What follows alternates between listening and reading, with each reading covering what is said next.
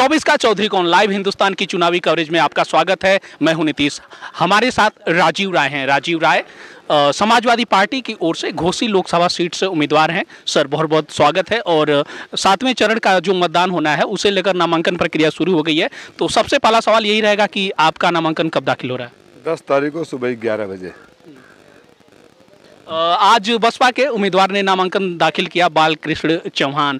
इससे पहले ऐसी चर्चा हो रही थी कि कहीं उनका टिकट कट ना जाए, तो लोग ऐसे कह रहे हैं कि अब कुछ आपने कुछ राहत की सांस ली, ऐसे कुछ अगर कहें। मैं क्यों राहत का सांस लूं?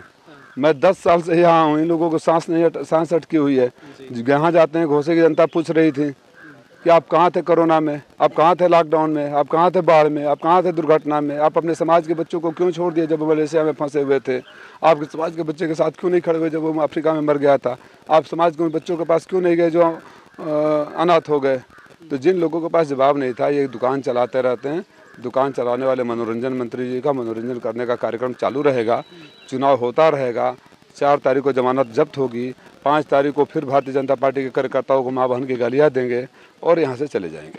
बसपा में सर एक बार फिर से राजनीतिक हलचल तेज हो गई है। आकाश आनंद को जो है मायावती ने अपने उत्तराधिकार का जो पद था उसे हटा दिया है। साथ ही वो बसपा के नेशनल कोऑर्डिनेटर से उससे भी हटा दिया गया। इसको कैसे देखते हैं इस फैसले को? आकाश आनंद नए खून है, जवान है, पढ़े लिखे हैं।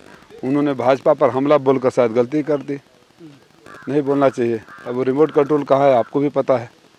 बसपा का रिमोट कंट्रोल कहाँ है आपको भी पता है। तो इसी तरह की बातें हो रही थी कि कुछ दबाव में आ गई थी मायावती, जिस जोर शोर से वो लोग जुटे थे, फिर एक बार फिर से उन्हें हथियार डाल दिया। ओम प्रकाश राजभर नहीं हूँ कि हर पार्टी के इंटरनल मामले की जानकारी रखूँ या बयानबाजी करता रहूँ। मुझे नहीं पता क्या वजह थी और जो भी उनका इंटरनल मामला है, nothing more to comment. Om Prakash Rajbhar पे सर एक दो बातें कर लेते हैं। कल मैं उनका इंटरव्यू कर रहा था, मुझसे बातचीत में उन्होंने कह दिया कि राजीव राय को टिकट दिलवाने में उनका योगदान रहा है। अपने बच्चों को सेट कर लेना पहले आप ही लोगों से बोले थे बसपा का टिकट सेट कर दिया है, बोले थे ना। अब मेरा टिकट सेट कर दिया है। जिसका बच्चा बार बार सेट नहीं हो रहा है, कभी बलिया कभी बनारस, एक जगह छोड़ देते तो शायद वो भी सेट हो जाता।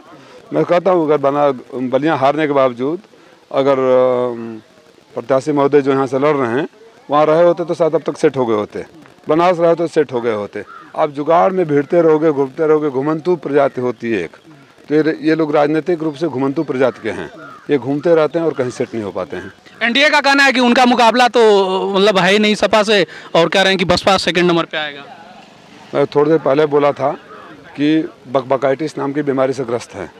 वो उनका कुछ काम तो किए नहीं है कि नोटिस में लिए जाएँ। अच्छा आप बताइए, पत्रकार हैं, मेरा जहाँ तक जानकारी आप शायद इसी धरती से हैं।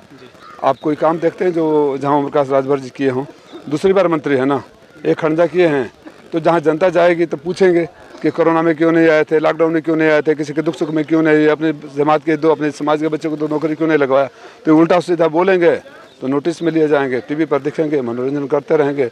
माननीय जोगी जी से मैं अपील करता हूँ कि जो व्यक्ति इतना नॉन सीरियस हो, जो कुछ भी बोलता रहता हो, किसी को गाली देता रहा हो, किसी को धमकाता रहा हो, अभी आचार संहिता है, फैसला ले लीजिए। 5 तारीख को इनको निकाल दीजिए, नहीं तो मनोरंजन मंत्री बना दीजिए। सर 3 चरण का मतदान हो चुका है, क्या लग रहा है हवा का रुख किधर है? और पूरा आप सपा के नेशनल प्रवक्ता है, उस हिसाब से मैं जानना चाह रहा था कि 4 जून को शाम तक देश जान जाएगा कि इंडिया गठबंधन के प्रचंड बहुमत के साथ सरकार आ रही है।